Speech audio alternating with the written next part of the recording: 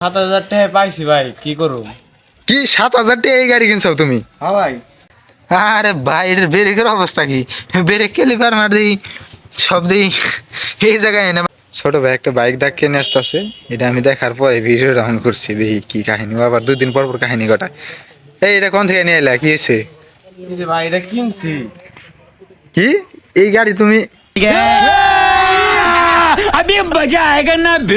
আল্লাহ, এই গাড়ি কেউ কিনে নাকি? তুমি কনে পাইছাও? কোন ঝাঁটায় কি ঝাঁটা দিছে না কি হয়েছে? তুমি আগে তাই কও না, চুরি করে এখন ঠান্ডা ডাকে। নাই, কিনছি আমি এটা। এটা কোনো কথা? এই গাড়ির ভাই কোনো জান প্রাণ এটার হাতে কিছুই নাই। মানে কি কমু আমি? টায়ার থেকে শুরু করে পিছের সিট কিট সব মনে হইতেছে এটা মুক্তিযুদ্ধের সময় দেশ দেশ স্বাধীন হয়েছে। এটা তো মনে হয় যুদ্ধ কাজে অংশগ্রহণ করছিল। আরে ভাই, এটার ব্রেকের অবস্থা কি? ব্রেক ক্যালিপার মারি সব দিই এই জায়গায় এনে বাইন্দা দিছে। না, তুমি এটা পাইলা কোন আসলে? তাই কস আমারে। মেকারে যখন থেকে কিনছি। দুনিয়ায় এত গাড়ি থাকতে এইরকম একটা ভাঙ্গাচোরা খরবরা গাড়ি নিলা তুমি? আমি পাও টান আছে।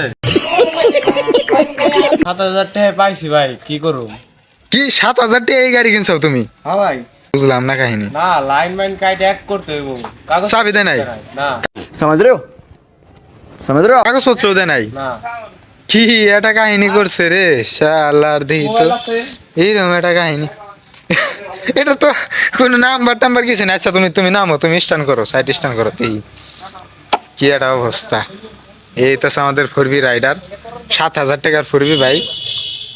তো এটা কি তুমি আশাবাদী এটা স্টার্ট দেওয়ার পরে চলবো? বা এই সাইডে আসো, রোদ এই সাইডে সাইডে আসো, এটা কি চলবো? তুমি কি মনে করো? না, দেখো, চলবো।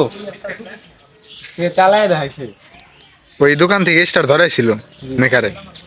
7,000 টাকায় এরকম একটা গাড়ি খারাপ না, তুমি যদি কাজ করাও।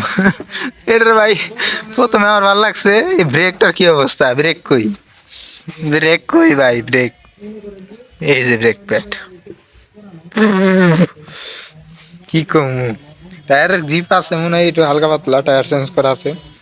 আর এই লেটার সিট, এই হলো সিট আর কি। এই হলো সাইলেন্সের অবস্থা। সামনে এই যে অয়েল সেল কেটে গেছে একবারে, মোবাইল টোবাইল দিয়ে অবস্থা খারাপ। সামনের জায়গা তো একবারে শেষ। গাড়ি এটা চলছে, বহুত চলছে, এটা চইলা একবারে গাড়ি চইলা এটা ঝনঝন হয়ে গেছে বাদ।